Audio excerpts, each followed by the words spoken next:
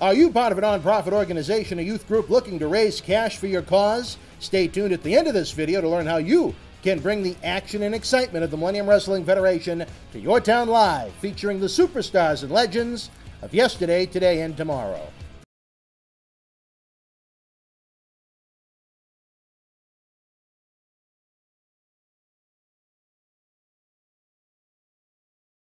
Irresistible force meeting the immovable object. We're friends, Andre, please. Maybe you'll believe this, Hogan. You will never, ever see it again. Austin face to face with McMahon. Nobody tells Stone Cold Steve Austin what to do or when to do it. And that's the bottom line. Neither of these superstars is leaving this match without a few scars. The story will end with me becoming the Universal Champion. I don't think I've ever seen two more evenly matched competitors in my life. WWE's Greatest Rivalries, available online or wherever books are sold. Cheer! Why, hello!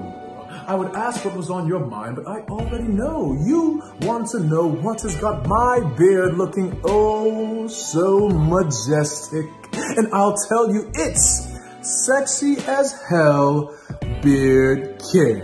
Coconut oil, vitamin E oil, almond oil, both sweet and bitter, shea butter, it's all natural. Yes, JTG has actually come out with a high quality product. So support your boy by going to sahbeardcare.com and take one step closer to becoming sexy as hell. Cheer. Ooh, cheer. You know? San Antonio. This Tuesday, July 2nd, WWE SmackDown Live returns to the double main event. You could never beat me. Kingston's not gonna back down. As Kofi Kingston takes on Dolph Ziggler for the WWE Championship. And elbow drop. Bayley clashes with Charlotte Flair for the SmackDown Women's Championship. Plus Randy Orton. It's WWE SmackDown Live this Tuesday, July 2nd. Tickets are available now. Portland. On Saturday, August 31st, feel the thrill of WWE Live. The age of Rollins is here. And we are going to burn it down. See Seth Rollins collide with Baron Corbin for the Universal Championship. Plus, Becky Lynch takes on Lacey Evans for the Raw Women's Championship. And don't miss AJ Styles and Braun Strowman. It's WWE Live on Saturday, August 31st. Tickets and WWE Superstar Experience packages are available. This is Mick Foley. This is Harley Race. This is Shelton Benjamin. This is Mr. Wonderful Paul Orndorff. This is the Monster Abyss. And this is Daniel Bryan. This is JBL, and you're watching the MWF. Be there live.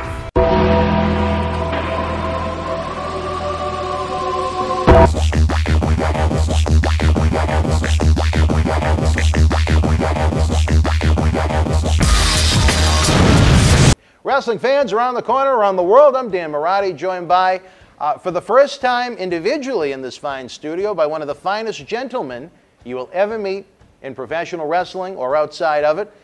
Kind of different than what you were accustomed to seeing on your television sets back in especially the 70s, 80s, and 90s. My good friend, Demolition Axe Bill Eadie, mass superstar. Thank you, Dan. Beppo Mongol. Should I call you Beppo? Bolo. I'm sorry, who was Beppo? Was that Volkov? Beppo was Nikolai. Volkov? Yeah. Okay, well, I'm ecstatic to have you here. Of all the crazy things I've been involved in wrestling, especially here in the MWF for the past almost 18 years now, I take great pride going back to a little before WrestleMania weekend in 2007, helping put together that Fan Fest in Windsor, Ontario, Canada, the morning of WrestleMania, where for the first time in 16 years, you and Barry Darsow Smash finally got back together again. As a fan of you guys as a kid, it made my soul happy. Well, that was a nice weekend, and yeah, you made some things happen in the past, my friend. And that's why I like being around you, because you're a student of the game, and you do your research. And learning every day. Yeah, well, we all do. We have to. Yeah. It was my wrestling love wasn't right without having you guys around. And as a result of that weekend, since WrestleMania of '07, think of how many people have got to enjoy your signings, interviews, even some in-ring that you and Barry have done together since then. Yeah. There's a whole generation of fans nowadays that would have never got to meet you guys live together. Yeah. And I had to go on the manhunt for Barry. I tried to find Barry for things up this area before I was ever involved in that Windsor event, probably since like '03 or '04, but he was a hard guy to find. Yeah, he enjoys his privacy. He's Yeah. an outdoorsman. He likes fishing and hunting, and he was getting involved in his own individual business at the time. So. Oh, he's quite the entrepreneur. Yeah. All right, I am very proud to announce, Bill, especially this summer and going into 2020, you're going to be one of the rotating guests we have on our Memories and Legends series each WWE pay-per-view weekend, since that's when you guys at home are more active and engaged in the business, probably at any other time. And you got a lot of memories and a lot of legends we can talk about. Oh, that's tons of guys. It's going to be nice. It's going to be very enjoyable. As you know, with Memories and Legends, Season 2, we kind of focused just on Tony Atlas, and that was quite an experience, quite a roller coaster. We learned about Tony's, I don't know if you're familiar with Tony's love of feet. We actually had a home video of these attacks that Tony likes with the feet. We learned about his depression, his homelessness. We learned about how he was molested as a child. Really eye-opening to what life is like for some of these superstars outside of the spotlight of the squared circle. And we had some great fun episodes. We talked about his experiences with Ric Flair down in Georgia. We talked about some great Andre stories. So on the Memories and Legend shows, it's always a great mix and you never know what to expect. And that's the fun thing. I'm not big on scripts. I like bullet points because I think the bullet points allow us to go off in so many different directions that I'd never expect. Yeah, everybody's got a story, and if you try to think that you know that particular person, you really don't, because everybody has little things that they've hidden back, and it's nice. I mean, everybody wants to get, like we used to say, behind a curtain into the dressing room. I think there's more interest in that in 2019 than there is on what's in the ring. Yeah, unfortunately. And to me, it always pulls on the string of my hearts when we lose someone that I'd love to have here in studio, because I know we'll never have a chance to document the way that I see it. WWE, for better or worse, and it's for the better a lot of the times as far as the quality of their presentations, they own history of the business. They present it the way they see fit. They own it. It's at their discretion. But that doesn't mean there aren't different platforms for guys to share their stories. I don't know if there will ever be a Demolition 3 DVD set by WWE that runs on WWE Network. Probably not. I don't think you'll ever see a Tony Atlas 3 DVD set, a documentary on him. So at least what we're doing, we're going to be able to share the great riches of what I consider to be the king of sports, hopefully for you guys to enjoy for decades to come. As always, obviously it's not going to help you in this instance, but we're always very welcoming for fans if you want to come down to the studio, sit in on a taping. We don't charge any money for that. And we do, some autographs and photos to help cover the production costs, because it isn't cheap. Right. Delta didn't come to us this morning and say, let me give you a free airline ticket. What hotel are we at? The Ritz-Carlton didn't say, we got a $600 room waiting for you tonight for free. So we got to keep the lights on too, as we like to say, but it's going to be a lot of fun. June, Father's Day, the weather is getting nicer, spring turns to summer, but you and I, not in this edition, but when we hit Memories and Legends, we're going to talk about the year 1989. We got questions from the fans literally all over the globe. And you were in the thick of things right there. Probably one of your biggest years in the business. Yeah. It'll be interesting to hear some of the questions. It'll spur my memory because everything gets convoluted, and then you get a good question, and it takes you back in time. The funny thing is, a lot of guys have different reactions when it's over. Some of them have said it's almost like a walk down memory lane. They remember things they haven't thought of in years. One guy said it was almost kind of like a therapy session.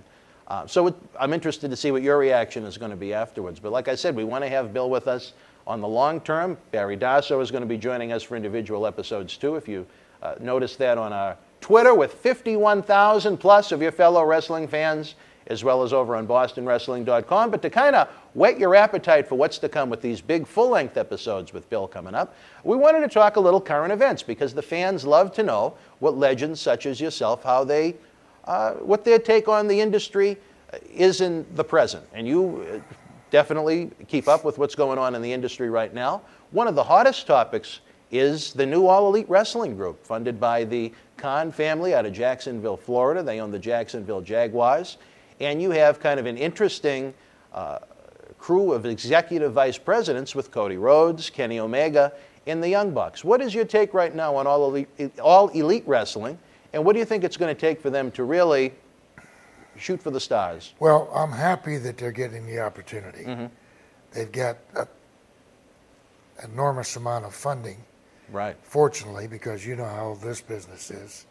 To run an event is expensive. Sure. To run a production and a franchise is even more expensive. I wish them all well. That's a good opportunity for the boys. You know, we call the boys all the talent, whether they're for WWE or All Elite or Impact or Ring of Honor. It's a good opportunity for all of the talent.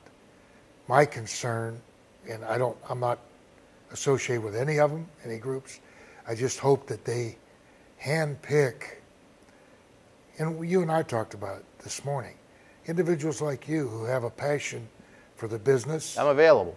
That do the research, that support the effort, handpick some people who aren't actually involved in the day-to-day wrestling, delegate some responsibilities to some honest people. Every business, and you know it, in particular the sports business, have got guys that say, oh, they got deep pockets. The vultures come out. I'm going to put my hands in those pockets. Yep. But you got to get yourself surrounded by honest people, dependable people, people that you delegate responsibilities and they produce. How many times have you told somebody, we have to get this, we have to get that, and they're getting paid while they're doing it. In 2 or 3 weeks down the road, it's not done. Those are hurdles that they have to overcome. Right. But I sincerely hope that they've gathered a group of people behind them that's going to give them that support. It's a pyramid. It's not based on the talent upside down. It's the pyramid based on all the people, production people, the transportation people, the advertising people. The talent is at the top. That's where they're going to get the money. Right. But all that pyramid underneath has to be substantial. Well, it is amazing the success they've had already. You're talking about a live event that was basically promoted off of in a weekly internet series. It had a lot of comedy in it, and I'm not the world's biggest fan of comedy in professional wrestling, except for undercard type guys, but it was what it was. They sold out, I think it was the Sears Center in Chicago, Illinois, last Labor Day weekend, 10,000 plus. Once they officially formed All Elite Wrestling, they had their first live event in Las Vegas, Memorial Day weekend, sold it out within minutes. Yeah. So there is an appeal. I think their biggest plus right now is that they're appealing towards more of a male 18 to 34 demographic, and that demographic has been pissed on the past 15, 20 years. Yeah. Well, you know, people evidently want to see something different. And all the reports that I've read and the communications from friends and associates that I know that follow it closely are happy with the product. And I just hope it continues. I hope, like I said, they have to have trustworthy people, not people just going for a paycheck. Right. I think the addition of Jim Ross is big for them. There's a guy that's had success everywhere he's gone. Right. They have Billy Gunn, Dean Malenko as producers, working with some of the younger talent behind the scenes to put together the matches. My two concerns would be for them, I think they're going to put themselves in a stressful situation at some point, having 4 of their top talents running the company, both behind the scenes and in the ring. We saw how WCW imploded when everybody wanted to be the chef in the kitchen. Yeah. And where were they going? TNT in October. Isn't that kind of unique? And I think there's a little too much comedy in it. I'm a big fan of a more serious presentation. And I tell you, if you actually had a chance to see the the Double or Nothing pay-per-view from Las Vegas, I thought, and I don't want to knock my good friends in Stamford because they're obviously very good to us, but I thought the Kenny Omega, Chris Jericho, and the Rhodes Brothers matches were better than anything WrestleMania weekend. I was very impressed by that presentation. Good. On the flip side, you had a lot of guys that I don't think were ready for prime time. So it's kind of an interesting mix that they have right now. And hopefully, like you said, they'll fill the staff with people knowledgeable and relatable that can help turn green in the ring to green in the wallet. Now, do they have a training center? No, not as of yet. So they may have to develop that to hone specific skills and characters and things like that. But I mean, they're off on the right foot. It's just you got to be, and you can't. I'll bring up NFL. Sure. You can't compete with Vince right now. Right. Why certain people are trying to compete with the NFL when they've got other things doing, but Vince is the pinnacle. Vince is the top dog. Evidently, there's people that want to see something different. Sure. So offer them something different. Don't go head to head. Right. It's a big country, big world out there. Why are there so many people that seem infatuated with it has to be a competition? It's going to be a competition. It's going to be head to head. When wouldn't the best thing be if we could get WWE, their three brands, Raw, SmackDown, and NXT, All Elite Wrestling, Ring of Honor, and Impact Wrestling, all to run a full-time schedule? WWE is the only company in the United States that runs a full-time schedule. New Japan, I mean, they're popular too. They're full-time over in Japan. I'm talking about right here in the good old U.S. of A. Think of all when you were at your peak with 25, 30 different promotions you can earn a full-time living at. Well, you have to go to smaller towns, smaller venues. Yeah. But there's wrestling fans in those small towns. Absolutely. That, are intimidated by Boston. They're intimidated by Philadelphia or Chicago.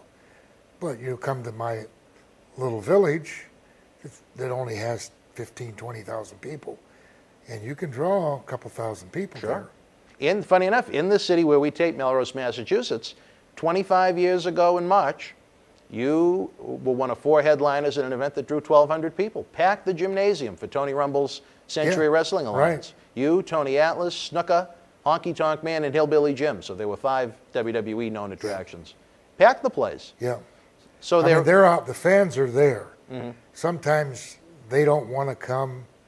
They don't feel comfortable in a different environment. They feel comfortable where they're at.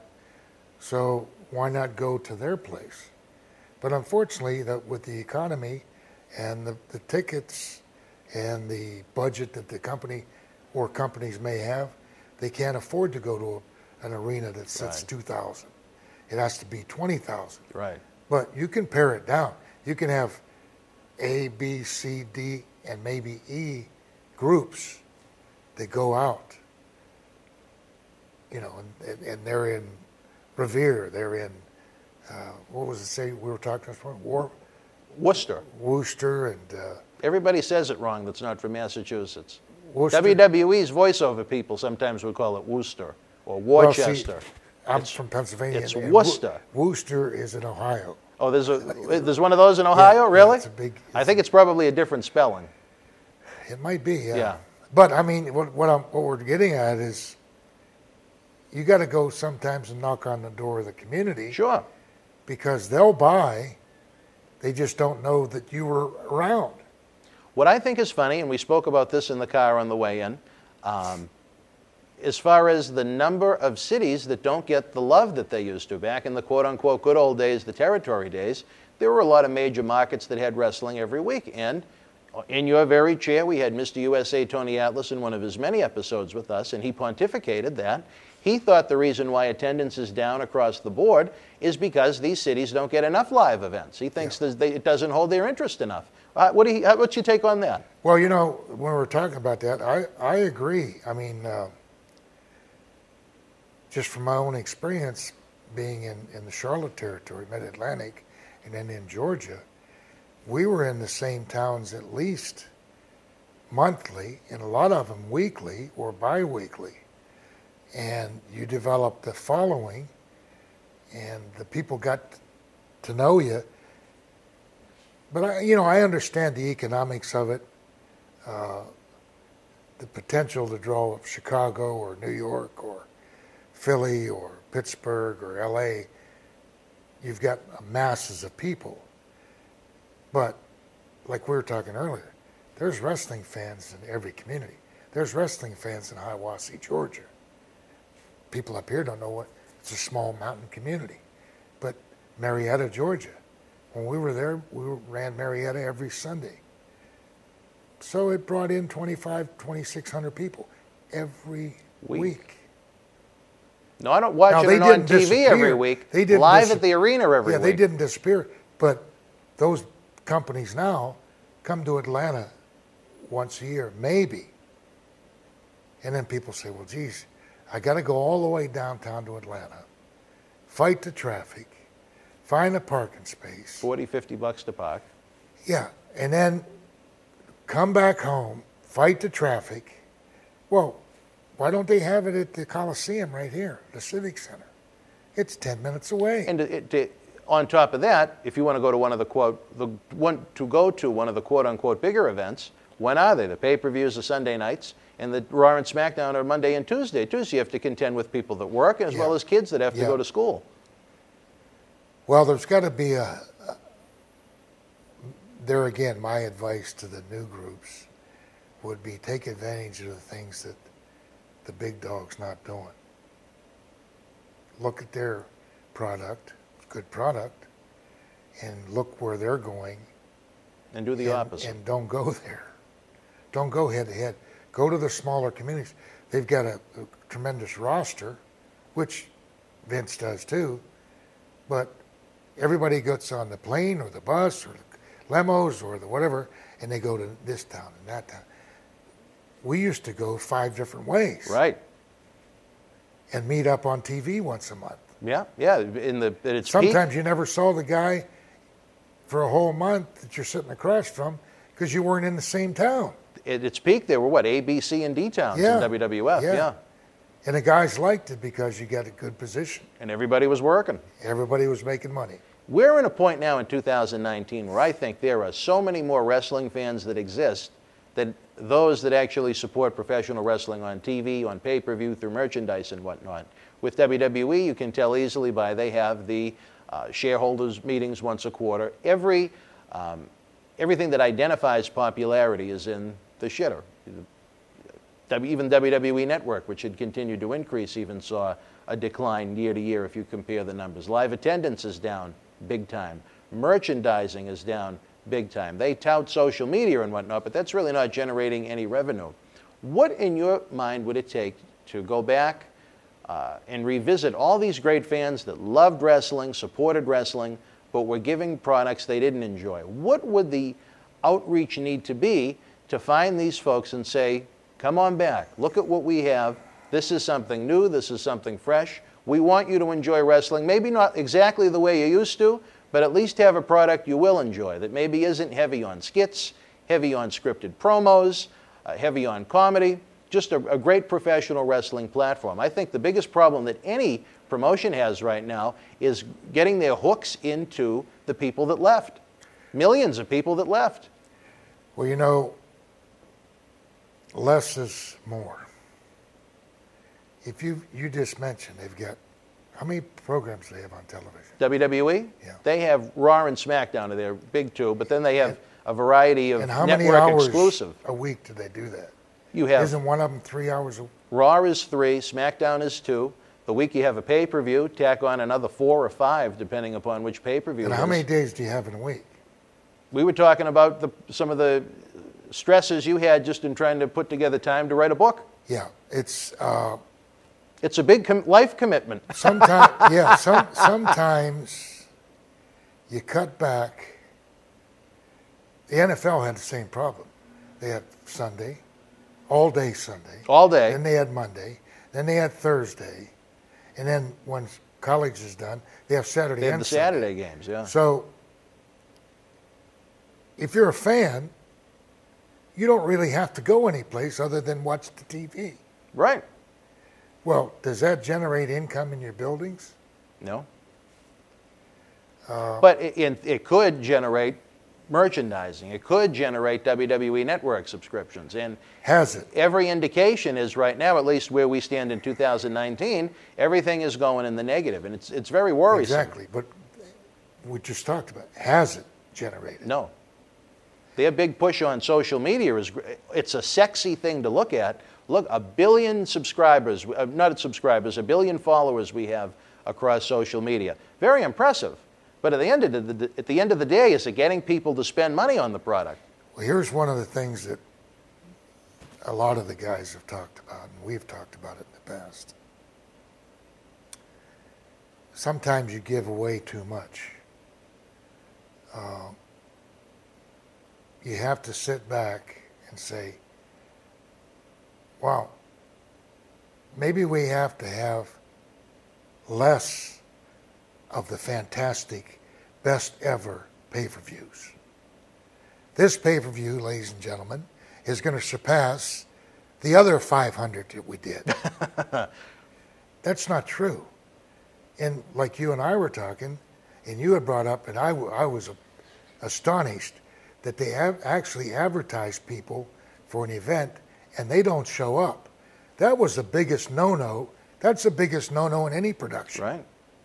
You know, you don't advertise, this is the best light ever. And when you get it, and my wife goes through it with QVC and HSN, the product looks really good when they're pushing it. And then when you get it, it's a piece of crap. You want to send it back, yeah. How many pay-per-views, and one of the biggest comments, and I work with in my teaching field, I work with two of the biggest wrestling fans that I've ever met. These are co-workers or kids? Teachers. Okay. The biggest complaint that they've had the last 2 or 3 pay-per-views is they don't live up to the hype. No, not at all. There's so much hype and so much anticipation that maybe 2 or 3 of the matches, like you mentioned, out of a whole card, and I'm not just picking on WWE, this is in general, you don't advertise something you can't produce. You just don't. It's like when I first started doing interviews, Boris used to tell, Boris Malenko, and Wahoo, I learned a lot from Wahoo, and Wahoo would say, be careful what you say. As a heel, you can say almost anything and they'll laugh it off because you didn't fulfill it. But I found with my character as a Masked Superstar, the reason that a lot of people still comment on my interviews was I never promised something I couldn't deliver. Dan, you and I are going to wrestle in Boston this evening. And at the end of the night, I'm going to break both your arms and your ankle. Well, I can say that before the match. But if it doesn't happen, people are going to fart at it after that. But what I can say is, you're going to be in a battle. I'm going to be in a battle. And at the end of the night, you're going to be banged up and you're going to be hurt. I can guarantee that. I know I will be, but I can guarantee you're going to be hurt. And people, when they hear that, hurt to you or hurt to me or hurt to them is different. It might be a twisted knee or whatever. But if I promise I'm going to do X, Y, Z, like you said with the show, X, Y, and Z are advertised, and X and Y never even show up. Right. That's part of what's killing it. And I think you want to talk about certain subtleties that go into promos. You were very direct in your promos as Masked Superstars. You put on a WWE program in 2019, and you're usually greeted by a 20-minute soliloquy that really doesn't say much of anything other than a lot of words. It doesn't have much direction, it doesn't really build to anything, and it doesn't generate anything at the end of the day that's going to generate money. And now that the TV ratings are going down the toilet, people don't even want to sit through it for free. No, no. So it's a mess. You've got the marquee and the show at the beginning, and this was when I first got into business, it says wrestling. It doesn't say grab the microphone, stand in the ring, and talk. People want to see you. Now, they might listen to a 15-second or a 30-second interview that's based on the angle that you and I have. One of the things that they found in Mid-Atlantic, and I don't know why it took them so long, they used to have the matches, and they were big, and even Georgia, Ole Anderson was big on putting on matches. Cut the interview short, hit the points, time, place, opponent, boom. Well, for a long time, years and years, and I don't know if it was a TV station that wanted it or whatever, New Bern, North Carolina. The last 5 minutes of the show was all commercials. Well, it didn't take very long for people to catch on. That there was nothing that was going to happen. Click, and they changed the channel. Well, that last 5 minutes was the television ads. Right. It hurt them. You need them. You need those TV ads to stay on the air and pay the bills. And people don't want to turn on if they wanted to watch a talk show, that's why Johnny Carson and I like that line. Those guys that's what they had. Not wrestling. They want to see wrestling, they want to see characters, and they want to see characters that maybe the bosses don't want to push. That evidently, I mean, with Twitter and Instagram and all of social media, they have to get messages from fans. Well, we'd like to see so-and-so. We'd like to see her. We'd like to see them. Well, they don't have all the answers. Right. So they should listen sometimes. And here I'm an old guy talking about this stuff. Well, you keep up to date with everything. So the body may be old, but your spirit is still with us as far as the day-to-day goings-on in the industry. I love this business because it was good to me. Mm-hmm. And I like to see things succeed. You know, I'm a teacher. I want to have people that have success. But sometimes you're just spitting in the wind and it comes back in your face. Because how many times they don't know what they're talking about?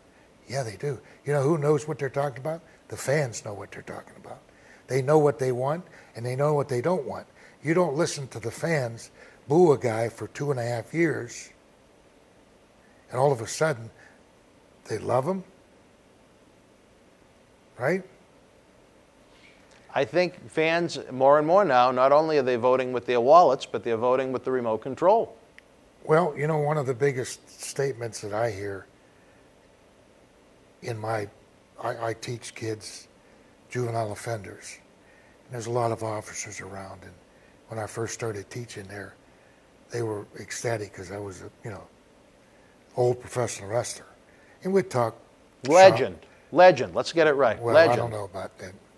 But for the first 4 or 5 years, everything that transpired in wrestling on television, pay-per-views, live events, they'd come up and talk about it. Well, the last 5, 6, 7 years, literally, nobody talks about it except those 2 guys that are complaining because nobody cares for it anymore. It's the same half dozen guys or girls that they're pushing that some of them never got over, but they keep, the bosses just keep driving it and driving it and driving it, saying, we know better than you, and they don't know better than you. I got to ask you this, Bill, and this is what frustrates me more than anything. WWE is WWE. They put together their programs, their pay-per-views as they want to produce them. But at the same time, you have the USA Network, who's presenting and paying millions of dollars each week for these shows whose ratings are nosediving. At what point doesn't USA take some responsibility and say, geez, this program we're paying all this money for sucks, the fan feedback for it isn't very good, we need to make some changes. And I don't know if you've been familiar with how things have been the past few weeks, but instead of the brand split, a Raw roster, a SmackDown roster, which I think is the best thing they can do, because even on those programs, you have 52 episodes a year of Raw, 52 episodes a year of SmackDown. And while there could be a much more diverse roster with a lot of variety in it, you see the same main talents overexposed every week, so there's no reason to go out of your way to try and see them. If you have Christmas every week, it loses its appeal. Well, you got 104 shows a week. A year. A year. Yep. Plus pay-per-views. Now, get this. Would it be a out of the ballpark concept to have NXT season and WWE season, have 6 months or 6.5 months and overlap, and then give the guys some time off, give them some rest? But you had mentioned it, and I thought you were going to mention, they have the NXT, and then they have, what's the other group? 205 Live? No, the other. SmackDown? Raw? SmackDown. Okay. Okay, and then Raw. So they've got this roster, they've got that roster, they've got that roster. Technically, they have 5 rosters. Raw, SmackDown, NXT. They have an NXT United Kingdom over in England, and they have the 205 Live Cruiserweight division, which is over as about as much as death. You basically could have 3 seasons, couldn't you? Yeah. If you had 52 weeks of football or hockey or basketball or baseball, would you lose some fan interest? Yes. If you had Christmas every week, would you be as excited to run downstairs and open the presents? How many? No, I couldn't pay the bills. Santa Claus is very expensive. There you go. He's an expensive guy to have to fly in, literally. But and I think you mentioned, I think you were alluding to Roman Reigns there for a little bit. Yeah. But I think Roman Reigns is an exceptional talent. I think they've I think they've castrated him a bit because they don't. I think he should be much more serious, intense, deliberate, almost kind of like the Masked Superstar promos you were talking about. Heel. Well, when he was with the Shield group, that's when the fans were behind him and wanted him. Right. But then I call it the Kevin Nash syndrome. I don't remember if you were familiar with when they turned Kevin Nash babyface and went with him as the champion, but you had this big badass guy that kicked the hell out of everybody. Then it changed to a presentation where they changed his theme song to something that was much lighter. He was kind, he was gentle, he would joke, he was almost, they humanized him almost. When Roman went out there as a beast and was kicking ass, the fans loved him. Loved him. They wanted him to be the guy. And then once they made him the guy, I call it the Kevin Nash syndrome, because I thought Kevin Nash was great in his role as the original Diesel. Then he went on to become, and granted the state of the business wasn't good at the time, but the worst drawing champion in company history. Yeah. And what, can't they have the same Brock? No, you have to go out of your way to see Brock. He's only on TV X amount of times per year. And that's it's an attraction. That's what it used to be. If you remember back when we weren't on every week. No. We were on maybe an interview, a live, a match one week, an interview the next week, and maybe 2 weeks you're not on. Yeah. You can't. You looked forward to seeing the guys. Yeah. But I don't know. Well, I wish I had some input. But there again, we're getting back to the rosters. You got all these 4 or 5 rosters. And then you got one man that's making all this. Well, you got them all separated, but I'm going to take this one and mix it up with this one. And all of a sudden, they look very similar to what they were before you made the change. Other than the color of the logo, it's the same thing. Yeah. And now we talk about overexposure. They've gone with in panic because of the ratings tanking. They decided, well, we're going to go with the wild card, which means, I don't know if you're familiar with that, they don't even go with their own rules that they've set forth. It was supposed to be originally 3, then 4, sometimes it's even more than that. Members of the alternative brand can compete on Raw, and the same thing. There can be 3, 4, 5 talents that appear on SmackDown from Raw. So you have the same talents appearing now instead of 52 times, 104 times. Yeah. So you think that maybe the powers that be say, oh, geez, we can't let that guy off because he's our only draw, so we're going to put him on 3 shows, and this one, 3 shows. All of a sudden, they're on all the shows again. It's panicked. They're panicked, and I don't think there is a real direction other than let's get as many stars on TV as we can every week for as long as possible. And that says to me, I don't have to go out of my way to see this. It's going to be there every week. Well, we were back to where we were talking earlier. But how do you, I can understand. WWE lives in a WWE bubble. They're going to try and, when they reach those desperate points, which they have when business is down, they're going to do what they do. USA Network has been, outside of the couple of years they were on TNN, which became Spike, which is, I think, Paramount Network now. They've been with USA exclusively on cable going back to, I think, 1984. Yeah. USA saw the 80s boom. USA lived through the Monday Night Wars and the Attitude Era. They saw great success. How doesn't someone at USA say, Jesus, what the hell is going on here? We have to right the ship. We're the ones paying for this content. That's what confuses me. I can understand WWE, Vince McMahon, whoever you want to lay the blame on.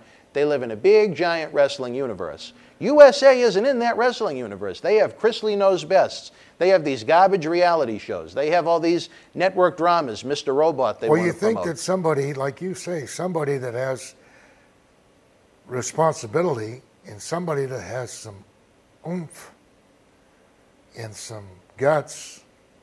I think that's what it is. Someone needs to have the guts. Yeah, to say, hey, this is not working.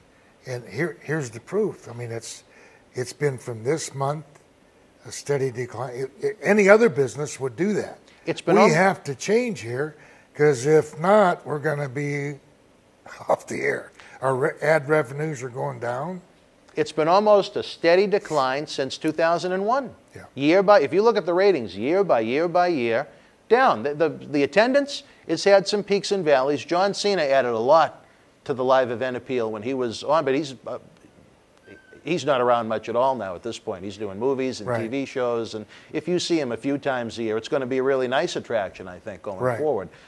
But it's a frustrating experience, I think, to be a wrestling fan right now, where there's so many that want to watch it, that are still engaged enough to keep track of what's going on. But as I mentioned with the whole AEW thing, to go back to where we began this interview, how do you get all those millions and millions of fans that absolutely loved what we're talking about, but got so tired with the bullshit on TNA TV, a Ring of Honor product right now that's extremely flat, and a WWE product that's just, it's like trying to follow a fireworks shot into the air. It's in so many different directions, so many different colors, so many different storylines, so many reality shows they're pushing, pay-per-views they're pushing, social media platforms they're pushing, never mind the actual wrestling content. Well, you know what I've noticed too, to combat the opposition, they had shows. They had live events, or they had a my God, there you go. More doesn't mean people are going to consume it.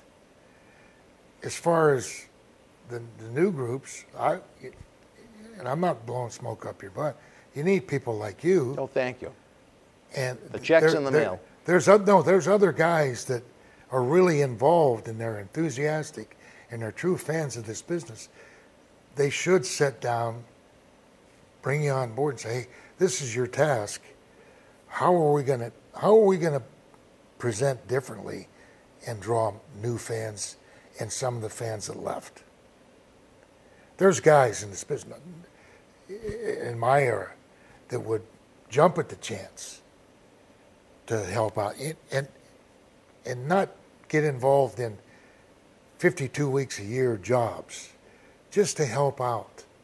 But you could go, everybody's got some wisdom. Sure. Everybody. We talked about guys today that say, my God, you didn't think but they do. Everybody's got some insight from their own experience. Yep.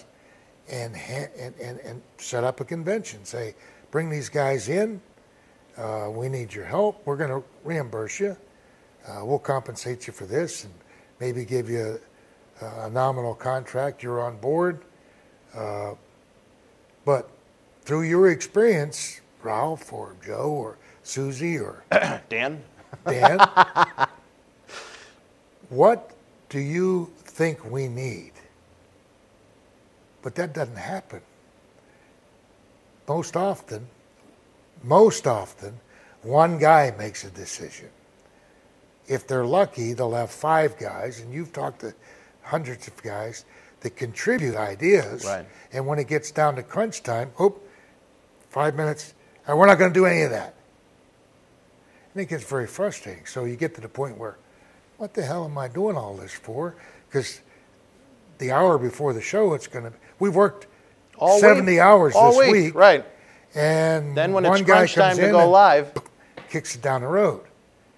Well, after a while, you just go through the motions. It makes me very sad. I have a lot of friends that work in the WWE offices. I have a lot of friends on the different active brands right now, whether Raw, SmackDown, NXT, and they just talk about what a very frustrating time it is for an overall, what should be a great presentation. I think you have the greatest roster of athletes they've ever had right now. Maybe not the greatest characters, certainly not the greatest booking, but as far as the athleticism, I think it's the best crew they've ever had right now. But it's just presented in such a way that it's a non-stop turnoff. When you take Ultimate Warrior's widow and say you're going to be a decision maker about the product that's on television, when you have a group of 30 writers to present these shows every week, 30 writers to sit through just Raw and SmackDown, Bill, I don't know how you do it. It just must be mass confusion every week, and that's how it's described to me. Here's my opinion on the writers. Bobby Heenan was a master at what he did. All you had to do for Bobby was give him the town, the date, and the opponent for his guy. You got it, Bobby? Yeah. Give him a minute or two, and he'd blurt out a hell of an interview. Most of the guys were like that. Most of the guys years ago were like that. They could cover all the bases, but then all of a sudden, they had a writer that would give Bobby a script. Well, once they gave him the script, and he flubbed up, and he messed up, and he didn't mention and or and deposit. You didn't say deposit. You didn't say this. Well, I didn't think it was important. So anyway, what I'm saying is, he became memorizing. He wasn't Bobby Heenan anymore. He was Irving, the writer. And Irving can't be Bobby. Right. Right? Nobody could be Mass Superstar except Mass Superstar. George Scott used to tell me, be yourself. Nobody could be Axe and Smash. We had, give us the town. Give us our opponent. We'll take it. And we prided ourselves, and I don't think, I might be wrong, but I don't think we had more than one time that we did an interview that we had to take it over. Really? Yeah. Because I remember Sergeant Goulet and a couple guys says, when Crush, and there was a lot of pressure on Crush, because he was used to doing, he'd flub up or this and that, and it was no big deal. Right. Well, he'd mess up. Demolition doesn't mess up their interviews, it's one take. Well, now he's thinking about that. He has it in the back of his head. So he messed up again. No, he messed up more again. Prone to it. And all of a sudden, he's a nervous wreck, and he's forgetting the town or his opponent or whatever it is. You have to, the writer, it's not a comedy show. It's not a weekly show, a series. It's wrestling. It's a genre based around simulated violence. Right.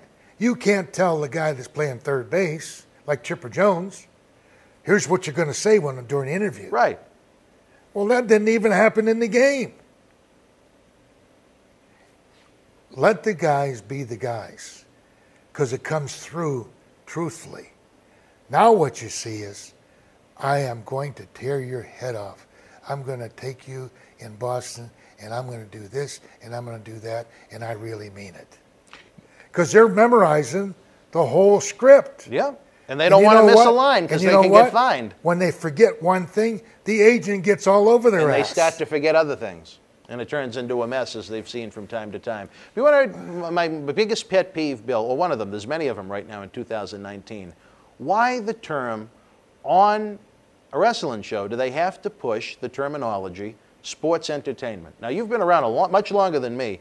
Have you ever heard anyone say, you know what, tonight I'm going to watch sports entertainment on TV?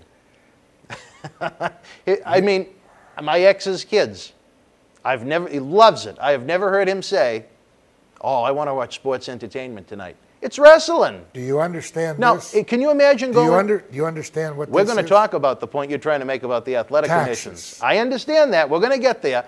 But if Terminator is coming out with a new movie this year, are you going to have Arnold Schwarzenegger try and tell people while they're watching it and remind them that it's an action-adventure movie and these really aren't robots? Cinematographic adventure. And imagine using that term in the actual movie. I can understand them and all their PR stuff. Okay, push it as sports entertainment all you want, but not on the wrestling TV shows. I think that's... Here's another thing. What do you got for me, Bill? That peeves a lot of fans. What do you got? Wrestling superstars. I don't mind that term, superstars. Yeah, but everybody's not. Very true. Very true. It takes away from those that are. Okay, I respect that opinion. Wrestlers, professional athletes.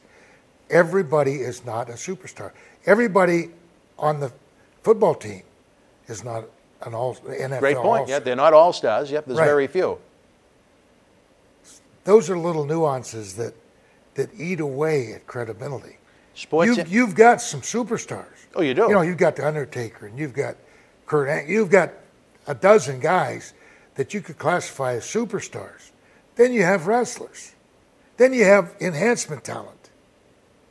No, they're all superstars. The guy that's done his first match is a superstar. Everybody's a superstar. Did he not? Everybody did he not take the course to become the superstar? Everybody has a theme song. Everybody has a theme song now.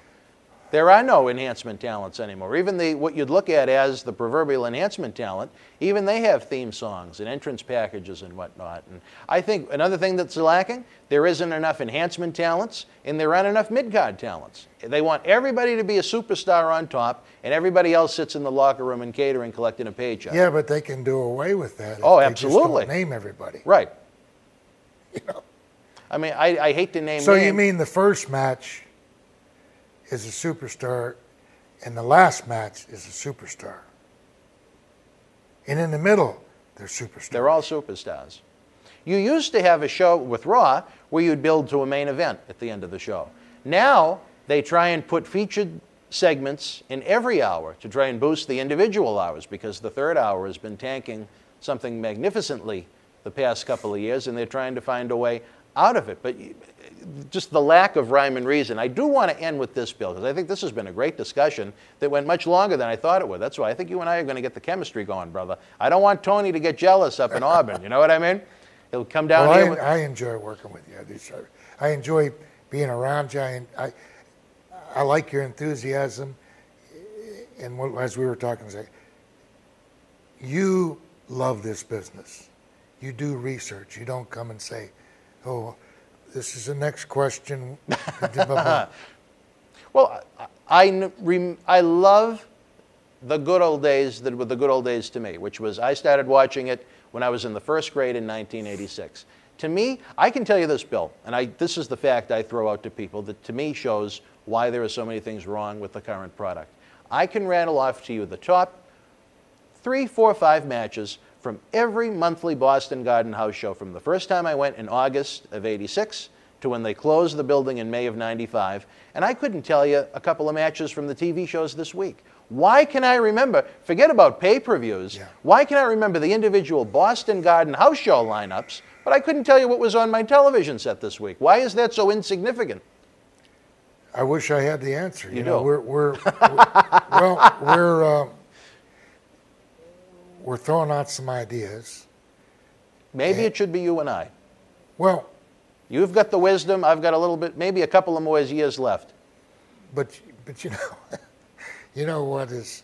It's humorous to the point. You could have a collective group of say 10 or 15 old timers, and we'll discuss this, and it flows up the chain, and it gets vetoed because they don't know what they're talking about. They have no idea. You have to be young. If you're not young, you apparently don't have any idea about what could succeed in wrestling or sports entertainment. But the people that are making decisions aren't young, are they? No, not at all. So there you go. I'm going to end it with this, Bill. All Elite Wrestling has a major opportunity on their plate in October. They're going to have 2 weeks of, I think, live professional wrestling on TNT. I think it's either going to be Tuesday or Wednesday. Give them just a couple of bullet points as what you think they need to do, in your opinion, to be as successful as they can be. Forget about competing with WWE. All they need to do is generate a profit, and it's a great thing for the industry. Well, you know what? And we talked about it. You can't have Tiger Woods on TV every show. Doesn't matter. Even if you like Tiger Woods. Doesn't matter who it is. hold them back a little bit. Maybe they do a little interview, a brief interview. They might have a short match. They're stars. But if you give it all to them, the people say, well, I just saw it. It can't be any different next week at the live event. Don't give them everything. But I wish them success. I think the competition, there again, I hope they're not going head-to-head with Vince. They don't have to. No, they can be a great success without going head-to-head with Impact WWE. And Ring of Honor and all these other groups. This country and this world, if you just want to do North America, it's so vast. There's wrestling fans everywhere. Go to them. Don't go head-to-head. Don't say, oh, I'm going to butt heads with Vince and I'm going to go in the Gardens right next door. And they're having a show at the Meadowlands or whatever. Yeah, yeah. Why not be in Pittsburgh? Why not be in Buffalo? Why not be in Charleston, West Virginia? You could draw probably half the state. I mean, there's people out there. That have supported it? I would give them little snippets of their talent and don't give the product away. Don't overexpose it. Yeah. Overexposure is my pet All peeve. your big successful movies have a trailer. Yeah. Right? They don't give you the whole plot. They give you a couple exciting moments. If you want to see it, you got to go. Almost sounds like something they'd use on the movie show Neck, a New England clam chowder that takes place in the studio, but that's a different story for a different time. I look forward to see what's going to happen with AEW. Again, like you said, we can only hope for their success. The more wrestling companies there are that are giving people full-time jobs and can create a full-time schedule, both Ring of Honor and TNA have been around since 2002, and outside of a very brief period with TNA, neither of those groups have ever had a full-time schedule. In a lot of cases, you have guys under contract that aren't making anywhere near a full-time living. Yeah. I know what some of the numbers are, and they are very, very, very low. If you broke it up into what we used to call the old territories, AEW with their financial backing could have their main product, and they pull a talent once every 8 weeks or whenever they want to have a pay-per-view. But they could have a designated area in the Southeast, Florida, Georgia, Alabama, in the Midwest, in the Northeast, in the Southwest. They could be running, they could be going to Albuquerque and Santa Fe and all these places.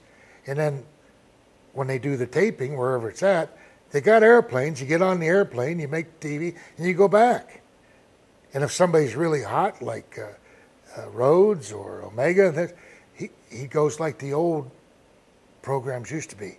Andre would come into Georgia for a week. He would go into Florida for a week. He'd go into Carolinas. You didn't see Andre every week in the Gardens. Maybe at some point, wouldn't it be nice to see a Ring of Honor, a TNA, or Impact Wrestling as it's known now, AEW, they really want to branch out and work with, I think they're working with AAA down in Mexico, create a little circuit.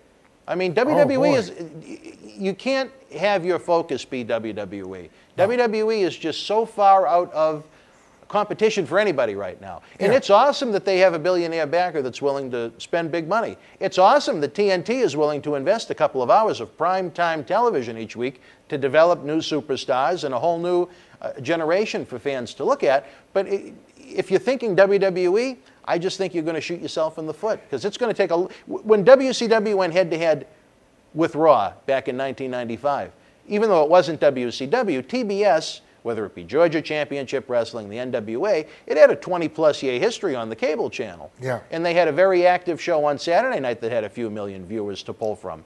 With All Elite Wrestling right now, you're pulling from a pay-per-view that sold about 100,000 buys and their internet viewership. So they have to really build up who they are. They have to build their own identity, I think, before they could even think about, oh, we're going to be competition to Vince. And you know what? They got to be careful, too. And I know that there's some disgruntled members of WWE. But you don't want to go down the same road that WCW did. No. You know, pulling this down guy, the toilet, that guy, pulling this guy, pulling that guy.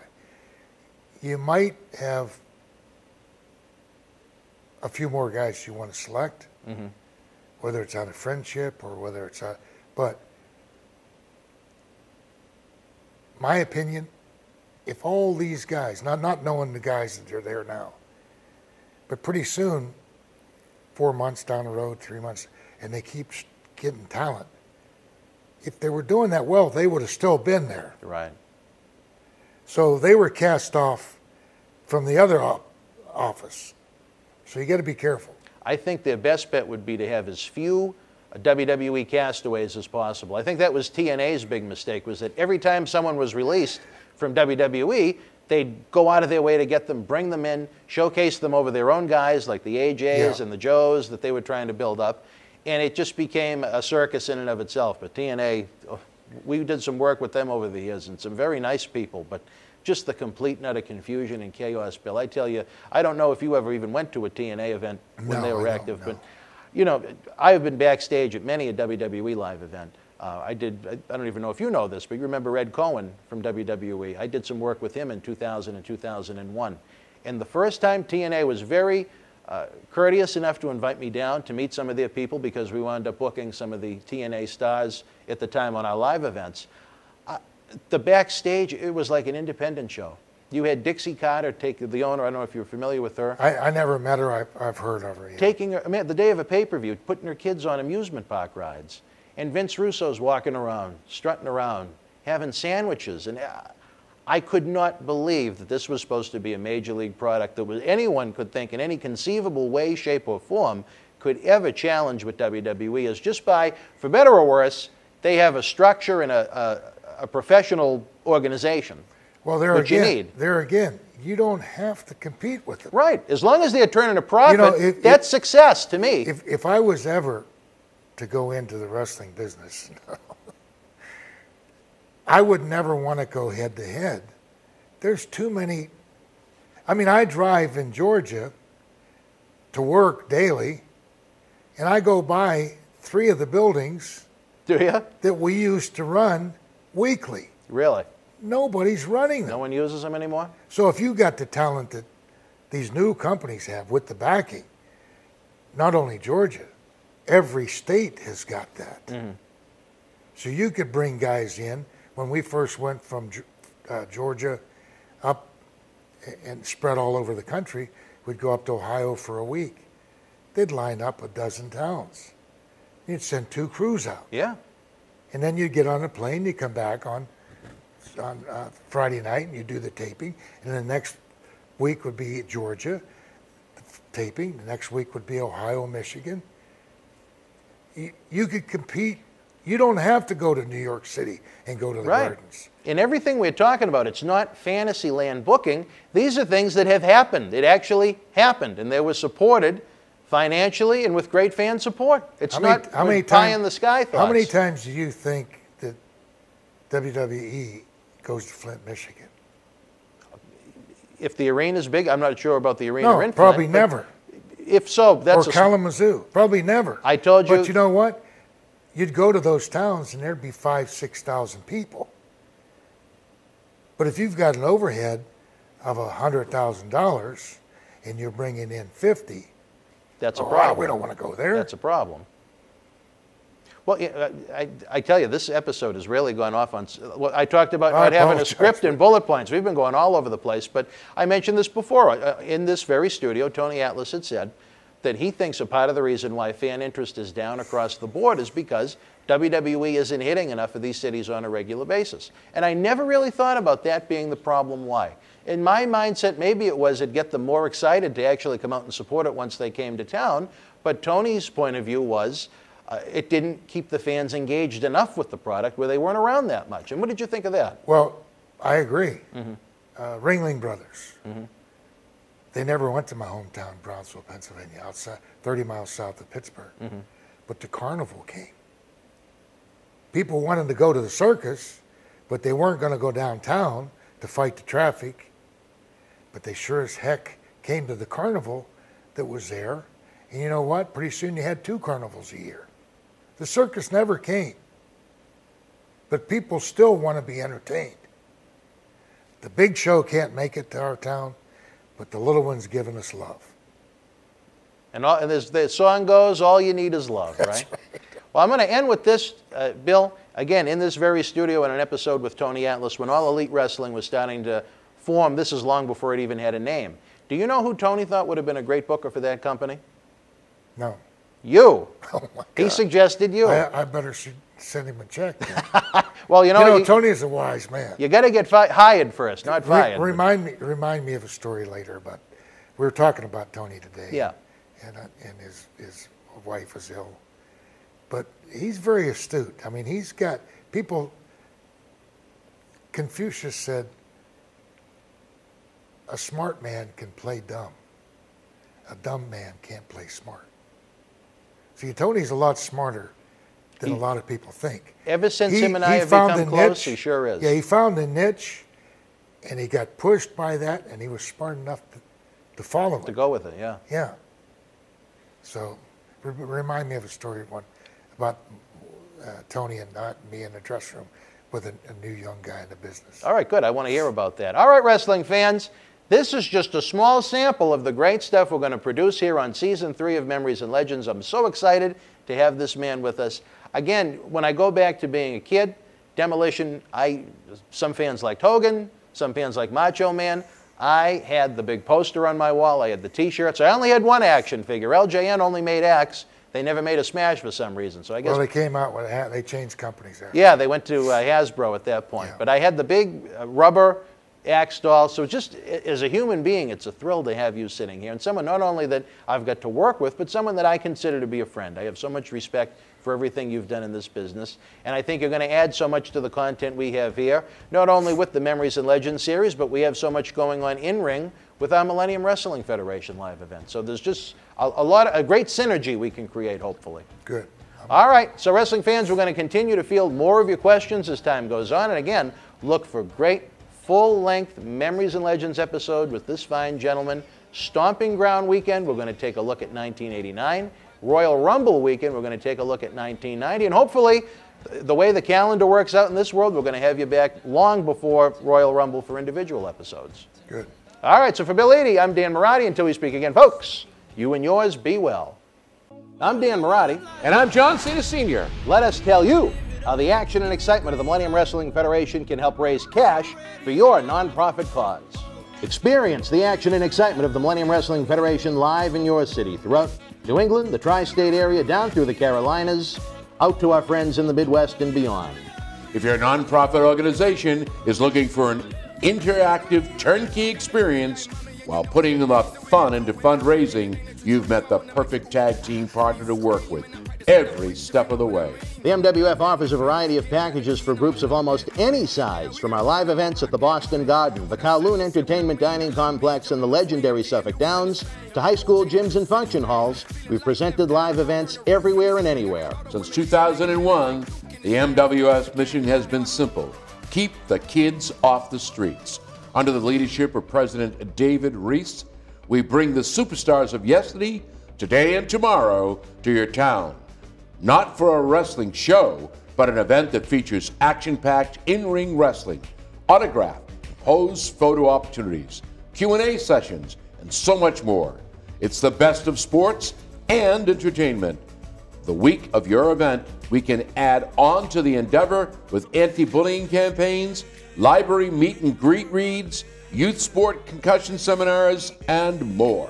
Our live events are fit for fans of any age from 5 to 95. This fall is part of our new Kids Club program. We offer live event experiences exclusively for the youngest of fans. On the flip side, we can produce a tailor-made event for fans of an older demographic as well. We work with you every step of the way to get the word out to fans near and far on our local television offerings and to over 50,000 fans and growing on our social media platforms. Your success is our success. If your group has had enough of candy bar and wrapping paper sales and has the energy to team with our passionate fan base, bringing the NWF experience to your community is the answer to put smiles on faces while raising cash for your cause. Contact us today to get the ball rolling for your custom-made event that you'll want to bring back year after year to your community. Don't just take it from us. Here are the folks we've teamed up with in the past.